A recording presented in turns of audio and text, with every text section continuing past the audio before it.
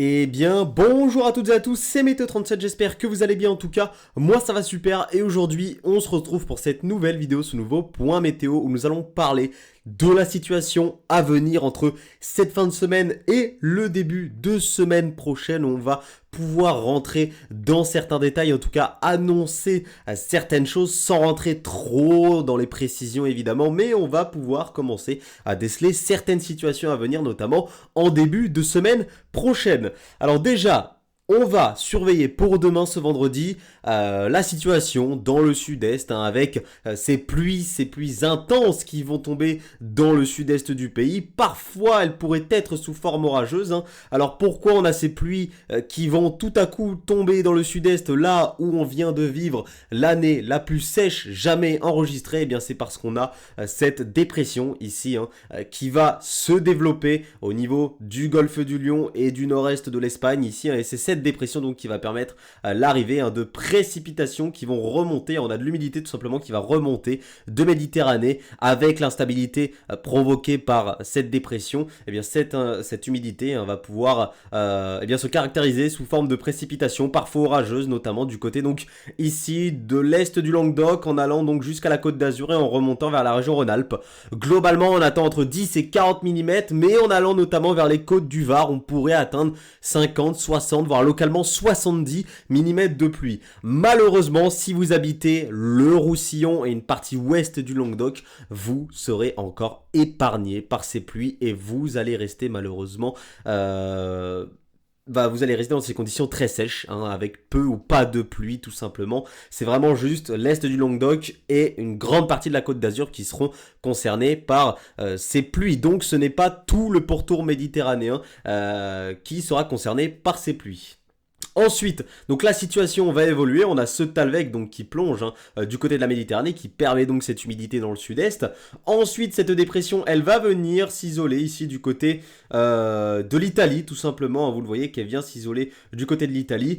Et dans un même temps, on voit cet anticyclone ici qui se développe du côté donc du nord de la mer du Nord, tout simplement ici entre l'Islande et la Scandinavie. On a cet anticyclone qui se développe et qui va permettre, en plus de cette dépression, au flux de s'orienter de plus en plus à l'est et on voit clairement ce flux qui se continentalise, notamment à partir de la journée de dimanche et de lundi, c'est à partir de là que le flux va vraiment s'orienter à l'est. Donc vous le savez, nous sommes en hiver maintenant, nous sommes en janvier, nous arrivons vraiment au cœur de l'hiver, donc un flux continental c'est un flux froid, même très froid. Il va donc faire très froid ces prochains jours, notamment à partir de dimanche, dès la nuit de samedi, on pourra commencer à avoir des gelées sur notre pays. On va déjà avoir des gelées. Ça va continuer donc dans la nuit de samedi à dimanche, et dans la nuit de dimanche à lundi encore, puis jusqu'à potentiellement vendredi, samedi prochain, on verra bien.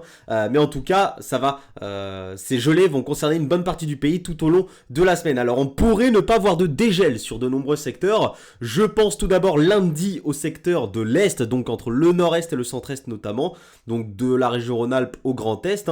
Sur ces secteurs-là, on pourrait ne pas avoir de dégel, c'est-à-dire des journées où les températures minimales atteignent ou sont en dessous de 0 degré, et pareil pour les températures maximales. Il ne faut pas dans la journée que les températures dépassent les 0 degré, et là on peut parler de journée sans dégel. Et c'est ce qui semble devoir avoir lieu déjà pour les régions du nord-est et de l'est pour la journée de lundi, et ensuite mardi, mercredi, jeudi, ces journées sans dégel pourraient se généraliser au pays, se généraliser à une grande moitié nord et est. Les secteurs qui seraient épargnés par ces gelées généralisées, ce seraient les côtes de la Manche, les côtes bretonnes, en allant vers le sud-ouest du pays, l'extrême sud, le pourtour méditerranéen et la Corse. Voilà, mais sinon tout le reste du pays serait concerné par des journées sans dégel.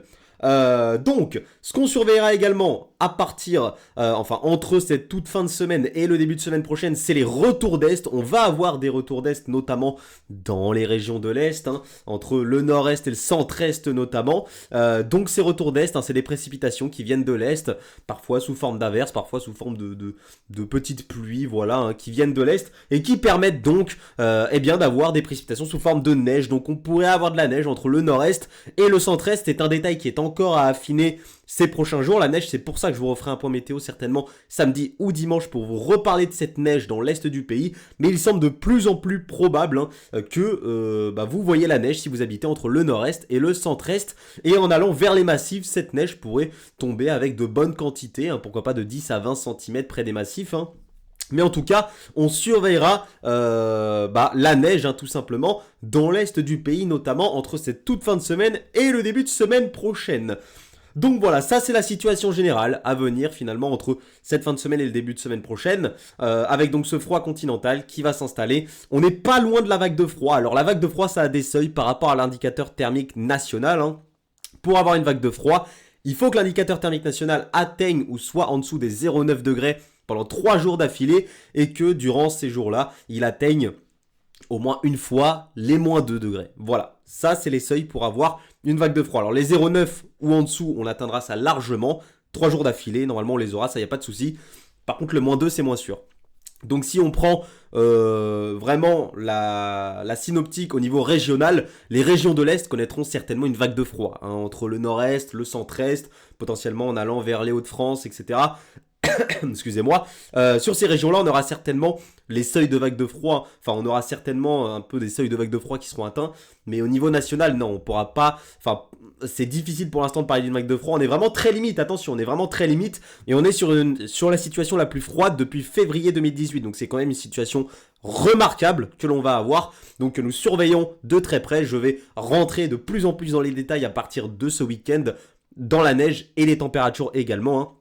Puisqu'il va faire très froid, on attend des gelées dans les régions de l'Est qui pourraient atteindre moins 7, moins 8, voire moins 10 du côté d'Auvergne-Rhône-Alpes. Et sur une grande partie du pays, on pourra atteindre les moins 3, moins 4, moins 5 degrés. Bref, il va faire très très froid ces prochains jours. Donc, il y a cette situation à suivre et on surveillera également, potentiellement, c'est un potentiel pour l'instant, cette dépression qui remontera d'Espagne, ici à 1010 hectopascales.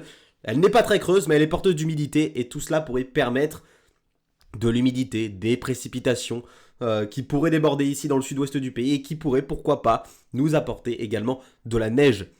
Tous ces détails, on les verra ces prochains jours. On sait que les synoptiques hivernales sont très fragiles. On sait que certains détails sont très fragiles à une échéance pareille. Donc, pour la neige, on sait qu'il faut souvent attendre 1 ou 2 jours d'échéance pour confirmer tout ça. Donc, on en reparlera. Merci à tous d'avoir suivi ce point météo. C'était Météo 37.